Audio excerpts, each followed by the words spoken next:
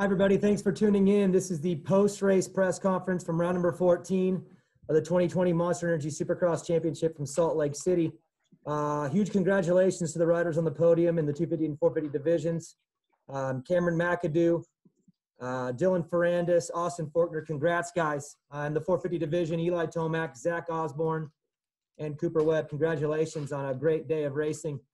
Cameron, I'll start with you. I talked to you a little bit on the podium about it. During the break, riders took off some time and eased their way back in, but you seemed to be on it the whole way through, and even documenting it, putting it on Instagram, putting up full laps. You don't see that a lot from riders.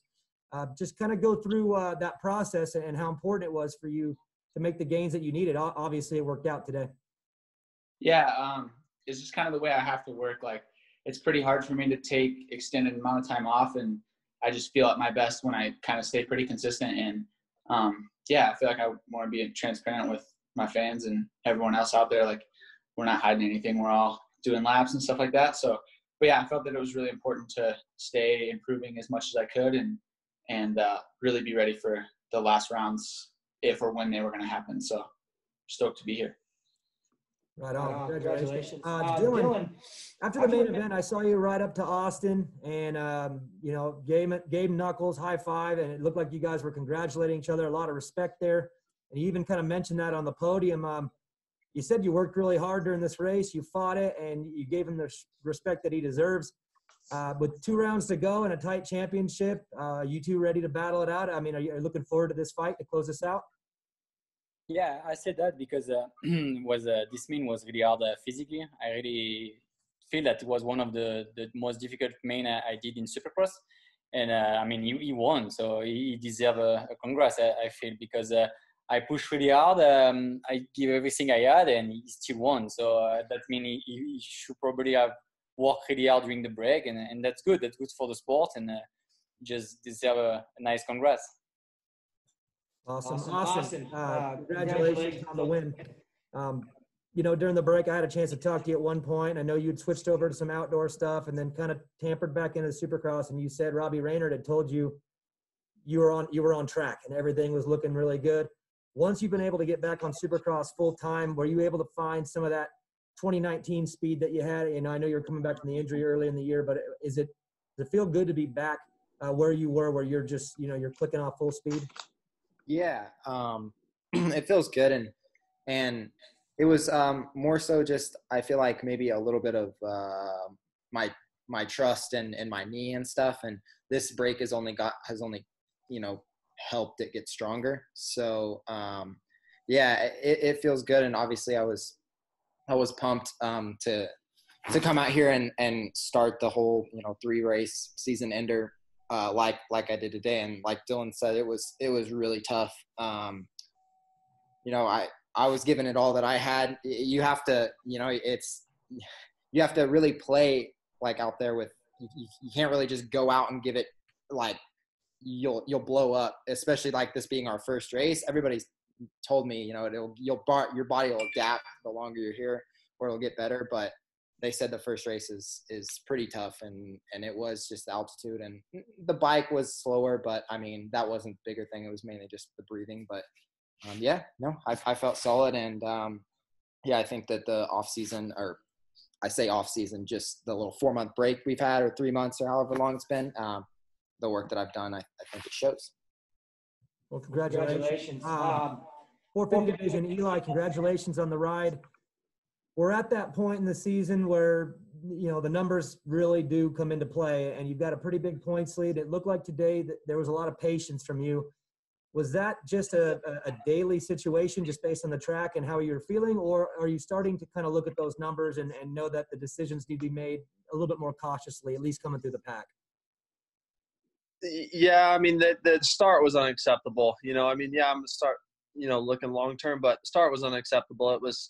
I was like third guy in line and going in the first turn there and was buried. So the outcome was fine, but to be honest, I was pretty stressed out when I saw first lap Coop and Kenny up front, and I'm like, oh no, this might be a 10-point night. So just kept digging there. got to third. You know, that was acceptable, but can't be doing those starts like that again. Zach, congratulations. We've talked about this, and I'll somewhat ask it again. You just, since we've been here in Salt Lake City, you put together the best run we've seen of your career. And I mentioned in the broadcast how last year, your rookie year, you didn't get all of it. And even the start of this year with the sickness and then the injury, it's just you haven't been able to really, you know, get a full run going. But since we've been here, it's, I mean, 4 top 5s, 2 podiums, tied your career best with a second.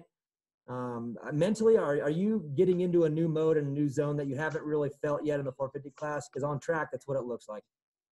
Yeah, I think the biggest thing for me right now is just I'm in a really good headspace. I feel fresh when I get to the races, and I've just been really enjoying the time here in Salt Lake with my family. And it's been honestly just a huge refresher for me. And I think that's been the biggest thing. Like, my bike's changed a little bit from the beginning of the year, and I'm doing a little bit better at adapting the bike throughout the day. But the biggest thing is just I'm enjoying riding right now, and I'm enjoying going to the races. And this whole thing's been a really good thing for my psyche and where I'm at as far as just life. Awesome. Congratulations. Cooper, you won events in your career now. You have multiple. But today was a pretty complete day. The heat race took care of business. You were in a good battle, but won that one. And then that main event, a good battle early, and then won this one. Did you feel like overall with yourself, the bike, that everything just gelled today? It just from front to back just seemed like a complete day. You turned into that for sure. I mean, honestly, I feel like, you know, my speed's been good this whole time. Fitness is – oh, sorry, I got my AC running. Hold on. Anyone else want to talk about it? Never mind. Everything's been good. Yeah, today was good. I mean, I felt like the heat race, I was actually made a little bit of mistakes and stuff like that, but was able to still win. And then the main event, you know, just getting that good start really helped. And then, you know, Kenny was really fast at the beginning, and he was like that in the heat. But, you know, I just kind of kept plugging away, doing my laps, and, you know, he fell off a little bit, and I kind of got into where I could just kind of ride my own race. And, yeah, it was a great race to win. I mean, again, it's huge, and it was awesome to be able to get my second win here in Salt Lake. Congratulations, guys. We'll open up the media now. We'll start with Steve Mathis, and then Jason Wygant and Steve Giberson be ready after Mathis. Go ahead, Steve. Unmute. All right, thanks, Daniel, for that. I was really not expecting it. I guess question for Zacho. First of all, Zach, in the heat race, saw you drop back. I wasn't sure what happened there. And then also, has Bobby Hewitt been really happy with your riding so far in Salt Lake? The heat race thing was just a little malfunction with my shock, something that I don't think I've ever seen happen since I've been on, you know, the Husqvarna WP stuff. But yeah, Bob's been really happy. He's obviously from, you know, a little bit remote right now, but yeah, he's been happy with everything, and the team's been gelling really well. That's, you know, that's all I can say. Jason Wygant. This question is actually for Dylan Ferrandis. Dylan, you're always having to come through the pack. Is it the starts or is it the early laps? Which one would you like to work on more, or where's the biggest area you think you can make the gain? The start or just actually the early laps of the race and getting up the pace? I think tonight our start with my teammate was pretty good. It's just that on the heat race, I crashed with Cameron, and I just had a bad gate pick for the main. I was a 10, so I had to be on the outside, and yeah, that was not the ideal, but yeah, we managed to be the two Yamaha on kind of almost first in the first corner, but yeah, just a little bit to outside. So it was not that bad. All day I just felt not perfect. We had to make some change on the bike and to adapt the bike with the altitude and couple of stuff. So I just had not enough laps to feel the bike and feel good on it. So I think I was a little bit off today, but at the end of the main, I was feeling more myself, and we're gonna walk during the rest of the week with the team and improve for sure. Can I ask another for Cooper Webb? just talk about the whoops and the turn after the whoops. You and Kenny went at it probably 18 laps between the heat and the main there. So just talk about your strategy and your lines that you're using through that section. Yeah, I mean, he's obviously really quick in the whoops, and you know, I'm getting better, but I wasn't as fast as him, and I just knew that if I hit that line all day, he wouldn't be able to pass me, no matter how fast he was going. So that was kind of my strategy. I mean, I saw he was going more to the right. That looked like a better line, but like I said, in my head, I felt like he couldn't make the pass there. So you know, in the heat, he was really good in the whoops, and the main, I felt like I was holding my own a bit better when they got more chewed up. So but yeah, that was a little bit of the strategy there. Steve Iverson. Normally I don't bother talking about practice that much, but Austin, I'm curious what the heck was going on in practice out there. Was there something that prompted that, or what was happening? Oh, that little mess. No, I just kind of like little frustration. Like, I mean, he kind of got in my way a little bit on like a fast lap that I had going. And I just rode by like really close to him, just like, you know, like whatever, and then clean me in the next turn. So now I can look back and laugh on it, but at the time I was a little frustrated, but I wasn't really worried about it. It's fine. Gotcha. On the racing side, what was the vision like out there? You know, pretty late in the afternoon, it looked like you guys would come out of that rhythm section, make that corner for the triple, and how blind was that for everybody? For me, the triple wasn't that bad. In my heat race, though, I missed the next rhythm section with that big double over like the start straight. I missed it like 2 or 3 times or 4. I don't know, because when our heat race was, there was shadow was halfway through the turn, so we would go through and where it was still shadowed, it was slick, so we'd go to like good dirt, slide, and then hit it, and my eyes had to like, they were adjusting like right before I hit that, so I missed it a couple laps just because like I didn't want to jump into the tough blocks, not being able to like, you know, see where I was going. So that was the only part that was a little iffy for me. By the time the main rolled around, everything was pretty solid. I didn't really have as much trouble over the triple. I mean, the sun was in your eyes, but I was pretty solid there all day. I didn't really have any trouble with that. The triple in our main was like blind. Might as well have been blindfolded. Alex, Gobert. Yeah, this one's for Cooper.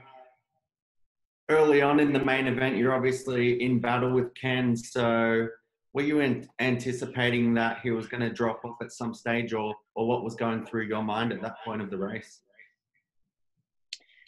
Just trying to do my laps. You know, I felt like our pace was really good, and you know, we were both riding good. He was a little better in places. I was a little better, and I felt like, yeah, we were just riding really good. And I think the track was one of those that you had to kind of give and take. Like, there wasn't a ton of passing spots, but yeah, I was clicking my laps, and I wasn't sure. I mean, after the heat, he was super fiery, and you know, we did 10 hard laps, and so I kind of felt like maybe he was gonna, you know, figure it out or whatever, but obviously seemed to make some mistakes and whatnot. So but yeah, I mean, he was riding good, so you know, definitely, yeah, he dropped, I guess. Michael Tonovich and Dan Lamb after him. All right. Hey guys, this is for racers in the 450 class. Now that you have four races in the same venue on very different dirt conditions every time, are you changing the setup a lot from week to week or round to round, or has it basically been a baseline that you guys have gotten to stay at, with the exception of the mud race?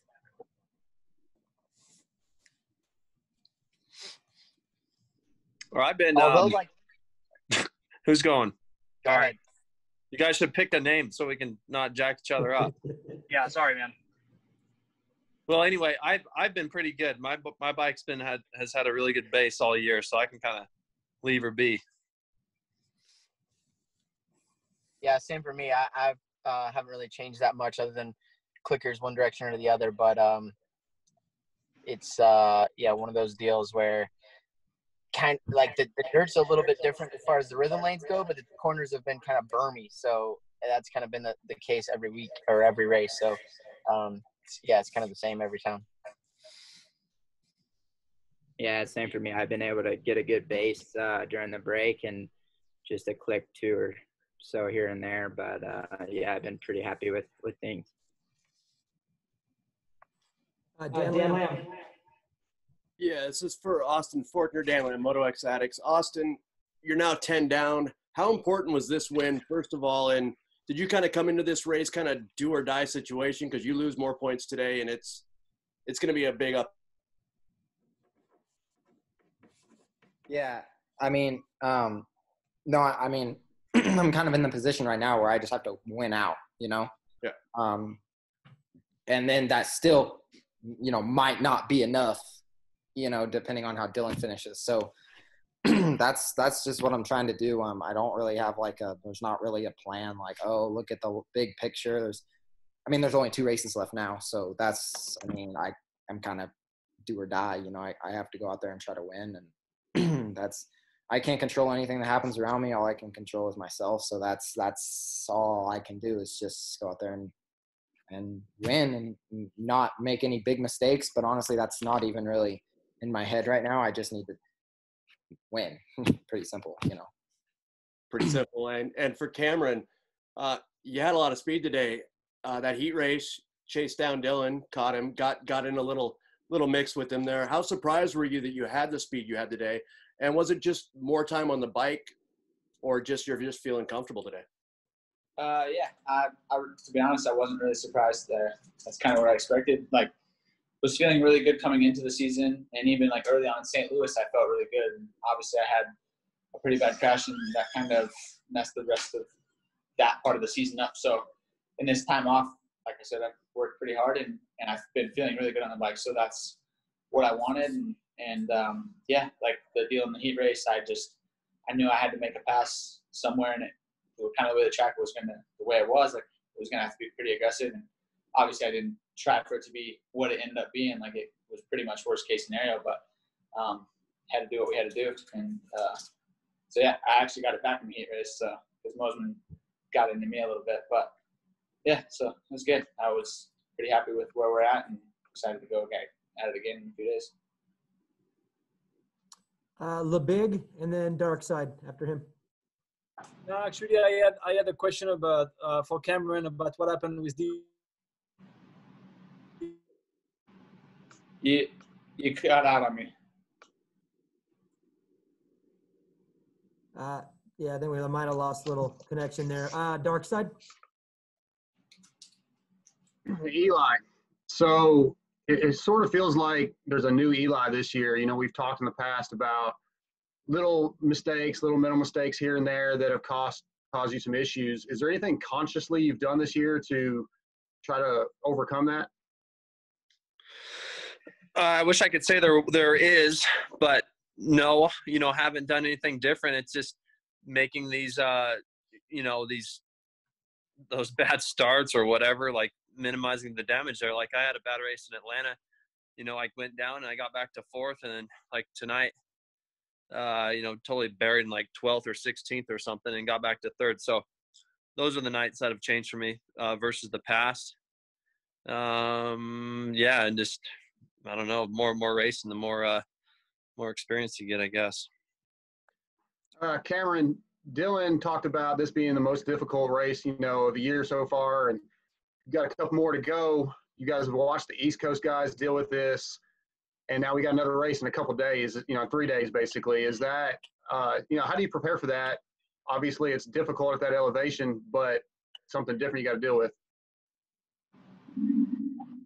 Yeah, it was tough for all of us, I think, tonight, but I feel like I'm in a really good position fitness-wise for sure, and it's a lot of laps when these tracks are short like this, but it was kind of what I expected seeing the first few races, and it's a little bit tougher with the elevation and stuff, but we're all racing at the same elevation, so it's kind of let's see who can suffer more. So I'm excited to keep going.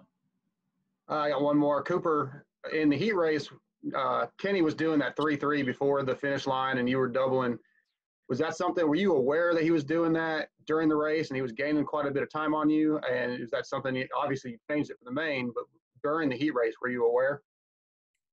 No, not till after. I mean, I had done it in practice, and honestly, I don't know why I wasn't doing it in the heat. But yeah, I could see that after rewatching and the semi and stuff, I could see that's where he was really catching me a lot. So I knew for the main that it was going to be important to hit it. And so yeah, like I said, I had done it in practice, and it was more just the way the track ended up being. It was a lot more hard pack, and I'd say the night show versus practice. So yeah, I guess I was just kind of second guessing that. But yeah, in the main, I think I hit it about every lap. So that was a good deal.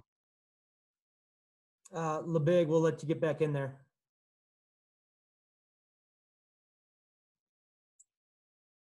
No, actually, I had a question for Cameron, but I think it was the same question that Dan Lamb. So I'm okay. I mean, he answers the question, so I'm fine. Thank you. Steve Mathis, back to you, and then Jason Wygant, and then Steve Giberson, be ready after them. 2 questions for Eli. The TV had you somewhere around 15th off the start. What happened? Do you know what the deal was there? And 2, I saw you in practice going 3 in on the rhythm after the whoops. Never saw it in the night show. Maybe you did. I missed it.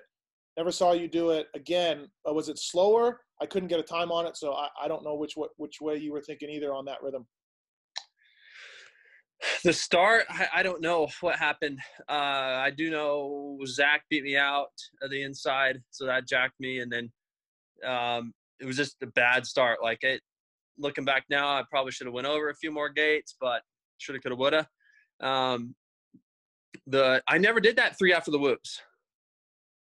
No, because I was looking at it, but I never popped that 3. So really? Oh, I swear no. I thought I saw you do it a couple times. Sorry. That lane was, in my opinion, just misery. Just starting with a double and then an on and off for us. It's just, I don't know what happened there, but there wasn't much going on in that lane. Jason Wygant. Yeah, this question is for Zach Osborne. Okay, podiums are good and runner-up finishes are better than thirds, but are you getting to the point now where you're not satisfied with that and your goal is now to win these races? Yeah, for sure. I mean, of course, that's the goal. I've got everything in the top 5 but a win so far since we've been here. So, but like I said the other day, you have to walk before you can run, and this season's been really challenging for me up until, I mean, yeah, really the first race of this little swing we're doing. So, for me, it's been really positive this whole trip, and I can't be too disappointed. So my main goal is to come here and kind of turn the momentum of the season that I had going, which was, trending down, and get trending up. And I think I've done that. So it takes a lot of pressure off of me just to hang some results and be, up in the mix. And I think that the win will come soon enough. I mean, I'm in a good position as far as my body goes, my bike, and I feel like I can do it before we leave here. Unmute. Similar question actually for Cameron McAdoo. You got a great ride this year on a team I know you wanted to be on. Did you feel pressure since you got hurt at the beginning of the year? Did you feel pressure to finally deliver some results, get it on the podium here? Was that eating at you during this entire break to finally show what you have? I wouldn't say it was eating at me. I was very motivated. Like, even when there was times when there was a lot of uncertainty with everything, in the world, like, I was like, I need to show what I've worked for. Like, the whole off season went so good and it seemed so seamless. And then for it to to happen to me early on was really tough pill to swallow. So, like, I was just really motivated to, whenever we came back to racing, to show what I've been working for. And I still feel like, I want to win. Like, I was happy with third tonight. I haven't podiumed this year, but 4 days, like, got 2 more spots. So yeah, feels good. Steve Giberson. For Cooper, to get through the end of the season, try and get the results that you want to get, for the championship, you obviously have to get the wins in there, but is there any mind games going on? Or are you trying to put pressure on everybody else? I've seen a couple little things, like one time you and Eli are going through the whoop side by side and you're looking over sideways at him, or things like that. I was trying, but he's been, like you said, I feel like this year, you know, he's been very mentally strong, and he's been freaking ripping. So, you know, I think it's a little easier with some of the other guys, but not so much with him. So, I mean, at this point, yeah, I just try to do what I can on the bike and, you know, keep getting great starts, which I think have helped. And, you know, I've gotten first and second twice now. So I think that's about as good as I can ask for. Obviously, yeah, three more, and we'll see what'll happen. But I've been happy, and just knowing that I gave it my all these last 7 and really kind of turned into, so far, I think it's been, you know, good just to be able to run with Eli. And, you know, beginning of the season, I think he definitely had a bit of the upper hand. So that's been cool. Michael Antonovich. All right. This will be for the, let's say, GVD West Coast guys. Let's go Dylan, and then Cameron, and then Austin. You guys watched all this stuff happen. Has this lived up to your expectations the way you thought it would, racing with no crowd, an earlier schedule, things like that, the altitude? Or was it maybe a little bit easier than you might have expected after watching those first 3 races? I feel like when the gate drop, like there's no difference, fans or not. I haven't feel any difference, but yeah, the elevation. I didn't expect that was that hard. I don't know if it's because I'm only here since two or 3 days now, but yeah, I never had problem before, and yeah, that was hard today. Really hard on the breathing, so kind of more difficult a little bit than what I expect. Yeah, for me, like Dylan said, like once the gate drops, I think like until the 30-second board's up and stuff, it feels way different. Like throughout the day, not having fans, not having signing, and like it not being packed, it almost felt like a press day vibe a little bit, you know, in the pits and stuff. And like, but then, yeah, kind of once you get going racing, like it's the same. It's super intense, and obviously the fans are like a lot. You know, they're helpful. Like it's sweet. We miss having them, but yeah, it was definitely different, and it's kind of a weird vibe.